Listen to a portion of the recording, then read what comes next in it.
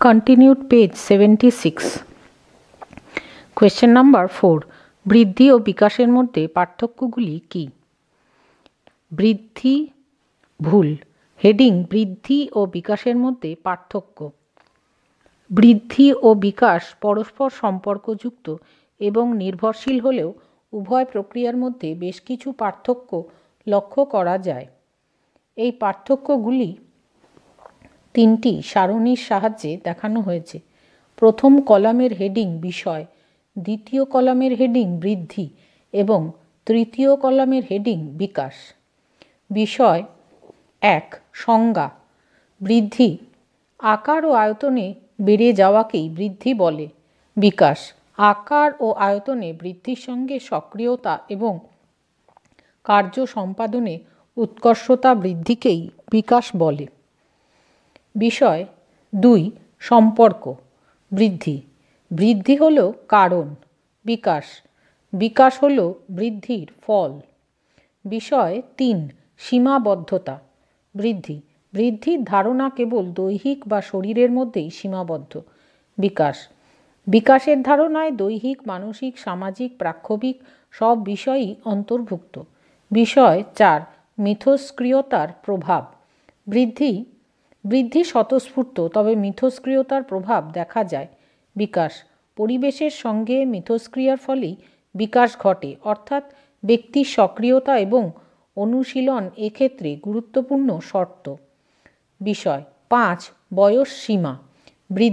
বৃদ্ধি একটা নির্দিষ্ট বয়স পর্যন্ত ঘটে। বিকাশ আমৃত্যু ঘটে। বিষয় 6. প্রক্রিয়া। বৃদ্ধি পরিমাপযোগ্য প্রক্রিয়া। বিকাশ পর্যবেক্ষণ সাপেক্ষ প্রক্রিয়া। বিষয় 7. ক্ষেত্র। বৃদ্ধির ক্ষেত্রে অনুশীলন বিশেষ ক্ষেত্রেই নির্দিষ্ট, যেমন হাতের পেশির ব্যায়াম করলে হাতের পেশির বৃদ্ধি হবে, পায়ের পেশির ওপর এর প্রভাব নেই। বিকাশ সামগ্রিক, মানসিক বিকাশের চর্চা করলে তার প্রতিফলন সামাজিক প্রাক্ষবিক বিকাশের ওপরেও দেখা যায়। বিষয় 8. প্রকৃতি।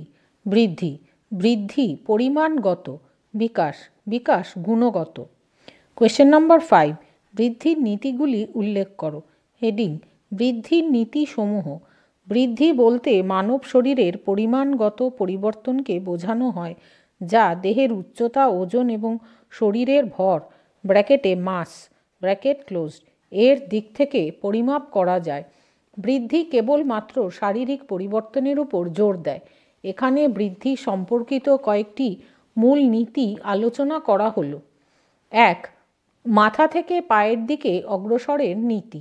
এই নীতি অনুসারে মানুষের বৃদ্ধি শিশুর মাথা এবং শরীরের উপরের অংশ থেকে শুরু হয় এবং তারপর নিচের দিকে অগ্রসর হয়। উদাহরণস্বরূপ বলা যায়, জন্মের সময় একটি শিশুর মাথা শরীরের তুলনায় অনেক বড় হয়, কিন্তু বৃদ্ধি ঘটার সাথে সাথে শরীরের অন্যান্য অংশও বড় হয়। নিচে একটি চার্টের সাহায্যে বৃদ্ধির নীতিসমূহ দেখানো হয়েছে। একটি বৃত্তাকার ক্ষেত্রের কেন্দ্রে গোলাকার অংশে লেখা রয়েছে বৃদ্ধির নীতিসমূহ। এই গোলাকার ক্ষেত্রের চারিদিকে বৃত্তাকারে সাজানো রয়েছে। ছোট ছোট গোল বৃত্তের মধ্যে এক একটি নীতি লেখা রয়েছে। প্রথমটি হলো মাথা থেকে পায়ের দিকে অগ্রসরের নীতি। দ্বিতীয়টি হলো মধ্য থেকে দূরবর্তীতে অগ্রসরের নীতি। তৃতীয়টি ব্যবস্থার স্বতন্ত্রতার নীতি। চতুর্থটি অসমতার নীতি। পঞ্চমটি জিনগত এবং পরিবেশগত প্রভাবের নীতি। ষষ্ঠটি হরমোন ঘটিত নিয়ন্ত্রণের নীতি। সপ্তমটি ক্রমাগত ও পূর্বাভাসযোগ্য ধরন অনুসরণের নীতি। অষ্টমটি ব্যক্তিগত বৈষম্যের নীতি। মূল পাঠ কন্টিনিউড। 2. মধ্য থেকে দূরবর্তীতে অগ্রসরের নীতি। বৃদ্ধি মূলত শরীরের কেন্দ্র থেকে শুরু হয়ে অঙ্গ প্রত্যঙ্গের দিকে অগ্রসর হয়। এর অর্থ হল প্রথমে শরীরের কেন্দ্র বৃদ্ধি পায়, তারপর বাহু এবং পা এবং শেষে হাতের আঙুল এবং পায়ের আঙুল। এই নীতির মাধ্যমে বোঝা যায় যে শিশুরা প্রথমে তাদের ধরের নড়াচড়া নিয়ন্ত্রণ করে, তারপর আঙুলের নড়াচড়া। 3. ব্যবস্থার স্বতন্ত্রতার নীতি। মানব শিশুর বিভিন্ন শারীরিক ব্যবস্থা বিভিন্ন হারে বৃদ্ধি পায়। উদাহরণস্বরূপ বলা যায় স্নায়ুতন্ত্র, কঙ্কালতন্ত্র এবং পেশি ব্যবস্থা তাদের নিজস্ব সময়সীমা অনুযায়ী বৃদ্ধি পায়। এই নীতি থেকে বলা যায় যে শরীরের সব অংশের বৃদ্ধি একসাথে হয় না। 4. অসমতার নীতি। ব্যক্তির বৃদ্ধির হার সারা জীবন জুড়ে একই প্রকার থাকে না। যেমন শৈশব এবং কৈশোরকালে দ্রুত বৃদ্ধি হয়, কিন্তু মধ্য শিশুকালে বৃদ্ধি ধীর গতিতে হয়। এই নীতি বিভিন্ন সময়ে বৃদ্ধির বিভিন্ন গতির স্বীকৃতি দেয়। 5. জিনগত এবং পরিবেশগত প্রভাবের নীতি। বৃদ্ধির উপর জিনগত এবং পরিবেশগত উভয় প্রকার প্রভাবই থাকে। জিনগত প্রভাব সম্ভাব্য উচ্চতা এবং শরীরের গঠন নির্ধারণ করতে পারে। অন্যদিকে পুষ্টি, স্বাস্থ্যসেবা এবং বাসস্থানের মতো পরিবেশগত কারণগুলি বৃদ্ধির প্রকৃত ফলাফলের উপর উল্লেখযোগ্য প্রভাব ফেলতে পারে। পেজ 77। 6. হরমোন ঘটিত নিয়ন্ত্রণের নীতি। ব্যক্তির বা শিশুর বৃদ্ধিতে হরমোন একটি গুরুত্বপূর্ণ ভূমিকা পালন করে। উদাহরণস্বরূপ বলা যায় সোমাটোট্রফিক হরমোন দেহের স্বাভাবিক বৃদ্ধি নিয়ন্ত্রণ করে। এই হরমোন কম ক্ষরণ হলে বৃদ্ধি হ্রাস পেতে পারে, আবার বেশি ক্ষরণ হলে অতিকায়ত্ব দেখা দিতে পারে। অন্তঃক্ষরাতন্ত্র তাই স্বাভাবিক বৃদ্ধির ওপর সরাসরি প্রভাব ফেলে। 7. ক্রমাগত ও পূর্বাভাসযোগ্য ধরন অনুসরণের নীতি। বৃদ্ধি একটি ক্রমাগত এবং পূর্বাভাসযোগ্য ধরন অনুসরণের নীতি মেনে চলে, যার অর্থ বেশিরভাগ শিশু শারীরিক বৃদ্ধির একই ধাপ অতিক্রম করে। এই ধরনগুলি বৃদ্ধির মাইল ফলকগুলির পূর্বাভাস দিতে সহায়তা করে, যেমন একটি শিশুর হাঁটা বা কথা বলার গড় বয়স। 8. ব্যক্তিগত বৈষম্যের নীতি। সাধারণ ধরন সত্ত্বেও বৃদ্ধি হারের এবং ধরনের ব্যক্তিগত পার্থক্যগুলি গুরুত্বপূর্ণ। জিনগত, জাতিগত, স্বাস্থ্যগত, এমনকি লিঙ্গের মতো কারণগুলি ব্যক্তিদের মধ্যে বৃদ্ধির বৈচিত্র্যে অবদান রাখতে পারে।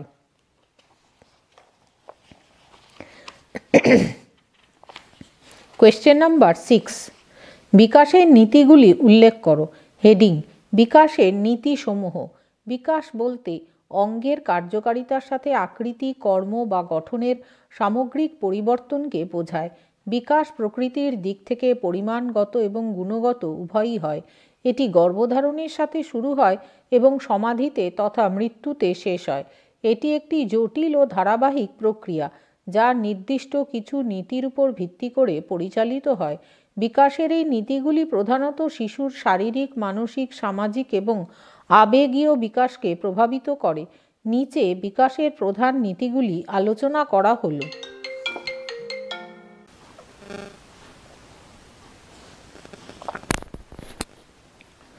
ভুল। নিচে বিকাশের প্রধান নীতিগুলি আলোচনা করা হলো। 1. ধারাবাহিকতার নীতি। বিকাশ একটি ধারাবাহিক প্রক্রিয়া যা ক্রমাগত সময়ের সাথে সাথে চলতে থাকে। এটি একটি নির্দিষ্ট পর্যায়ে আরম্ভ হয়ে পরবর্তী পর্যায়ে অগ্রসর হয়। এটি প্রাক জন্ম দিয়ে শুরু হয় এবং মৃত্যু দিয়ে শেষ হয়। উদাহরণস্বরূপ বলা যায় শিশুরা শৈশব থেকে কৈশোর এবং তারপর প্রাপ্তবয়স্কতা পর্যায়ে ধীরে ধীরে উন্নীত হয়। 2. পর্যায়ক্রমিকতার নীতি। বিকাশ নির্দিষ্ট পর্যায়ের মাধ্যমে ঘটে। প্রতিটি পরবর্তী পর্যায়ে পূর্ববর্তী পর্যায়ের ভিত্তিতে নির্মিত হয়। উদাহরণস্বরূপ বলা যায় শিশুরা প্রথমে হামাগুড়ি দেয়, তারপর হাঁটতে শেখে এবং পরে দৌড়তে শেখে। 3. বিকাশের হারে অভিন্নতার অভাবের নীতি। বিকাশের গতি এবং সময়সূচি ব্যক্তিবিশেষের ক্ষেত্রে ভিন্ন হতে পারে। উদাহরণস্বরূপ বলা যায় কোনো শিশু দ্রুত বিকশিত হতে পারে, আবার কোনো শিশু ধীরে ধীরে বিকশিত হতে পারে। 4. সমগ্র থেকে নির্দিষ্টের দিকে। শিশুর বিকাশ সাধারণ দক্ষতা থেকে নির্দিষ্ট দক্ষতার দিকে অগ্রসর হয়। উদাহরণস্বরূপ বলা যায় প্রথমে শিশুরা সাধারণ চলাফেরা শেখে এবং পরে নির্দিষ্ট দক্ষতা অর্জন করে, যেমন দৌড়নো, লাফানো ইত্যাদি। 5.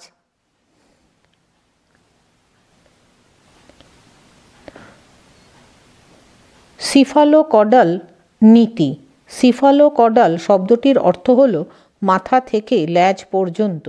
মানব জীবন বিকাশের ক্ষেত্রে সিফালোকডাল নীতিটি হল শিশু ভূমিষ্ঠ হওয়ার পর তার বিকাশ ওপর থেকে নিচের দিকে অর্থাৎ মাথা থেকে পায়ের দিকে ছড়িয়ে পড়ে। এই নীতি অনুসারে একটি শিশু প্রথমে তার মাথার শারীরিক নিয়ন্ত্রণ অর্জন করে, এরপরে শারীরিক নিয়ন্ত্রণ বাহুতে এবং সবশেষে পায়ের নিচের দিকে চলে যায়।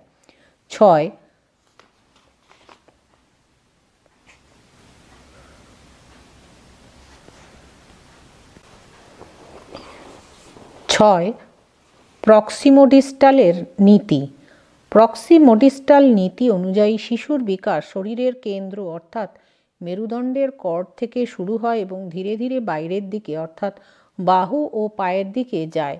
উদাহরণস্বরূপ বলা যায়, শিশুরা তাদের আঙুলগুলি কার্যকরভাবে ব্যবহার করার আগে তাদের বাহু ব্যবহার করে।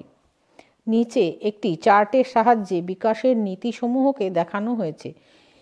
একটি বৃত্তাকার ক্ষেত্রের কেন্দ্রে বৃত্তের মধ্যে লেখা রয়েছে বিকাশের নীতিসমূহ। তা থেকে নীতিগুলি চারিদিকে বৃত্তাকারে সাজানো রয়েছে 10টি ছোট ছোট বৃত্তে। প্রথম বৃত্তটিতে লেখা রয়েছে ধারাবাহিকতার নীতি, দ্বিতীয়টি পর্যায়ক্রমিকতার নীতি, তৃতীয়টি বিকাশের হারে অভিন্নতার অভাবের নীতি, চতুর্থটি সমগ্র থেকে নির্দিষ্টের দিকে, পঞ্চমটি সিফালোকডাল নীতি, ষষ্ঠটি প্রক্সিমোডিস্টালের নীতি, সপ্তমটি সমন্বয় ও সংহতির নীতি, অষ্টমটি ব্যক্তিগত পার্থক্যের নীতি, নবমটি অভিন্নতার প্যাটার্নের নীতি এবং দশমটি হল বংশগতি ও পরিবেশের মধ্যে মিথস্ক্রিয়ার নীতি। মূল পাঠ কন্টিনিউড। 7. সমন্বয় ও সংহতির নীতি।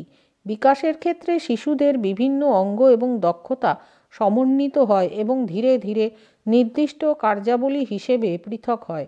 উদাহরণস্বরূপ বলা যায়, প্রথমে শিশুরা তাদের সমস্ত হাত ব্যবহার করে কিছু ধরতে পারে, পরে আঙুলের সাহায্যে নির্দিষ্ট কিছু ধরতে শেখে।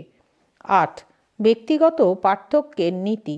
বিকাশের ক্ষেত্রে প্রতিটি শিশুই আলাদা এবং তাদের বিকাশের গতি ও ধরন ভিন্ন হতে পারে। বিকাশের সবচেয়ে গুরুত্বপূর্ণ নীতিগুলির মধ্যে এটি একটি। বিকাশের কোনো নির্দিষ্ট হার নেই। শিশুরা হাঁটতে শিখবে তা সর্বজনীন, কিন্তু প্রতিটি শিশুর প্রথম পদক্ষেপ নেওয়ার সময় পরিবর্তিত হতে পারে। 9. অভিন্নতার প্যাটার্নের নীতি। যদিও বিকাশ পৃথক পৃথক হারে অগ্রসর হয় এবং বিকাশের বিভিন্ন ধাপের প্রক্রিয়া ও ফলাফলের ক্ষেত্রে চিহ্নিত পৃথক পৃথক পার্থক্য লক্ষ্য করা যায়, তবুও এটি এক বা অন্য মাত্রায় একটি নির্দিষ্ট প্যাটার্ন অনুসরণ করে যা অভিন্ন এবং একটি নির্দিষ্ট প্রজাতির ব্যক্তির সাপেক্ষে সর্বজনীন। 10. বংশগতি এবং পরিবেশের মধ্যে মিথস্ক্রিয়ার নীতি। বংশগতি এবং পরিবেশের মধ্যে মিথস্ক্রিয়ার ফলেই শিশুর বিকাশ ঘটে। বংশগতি যেমন শারীরিক বৃদ্ধির ক্ষেত্রে বেশি গুরুত্ব প্রদান করে, তেমনি পরিবেশ শিশুর গুণগত দিকের ওপর বিশেষ প্রভাব ফেলে। পেজ 78। পরিবেশগত প্রভাব পরিবার, সমবয়সী সমাজ ইত্যাদির সাথে মিথস্ক্রিয়ার মাধ্যমে বহুমাত্রিক উন্নয়নের জন্য স্থান প্রদান করে।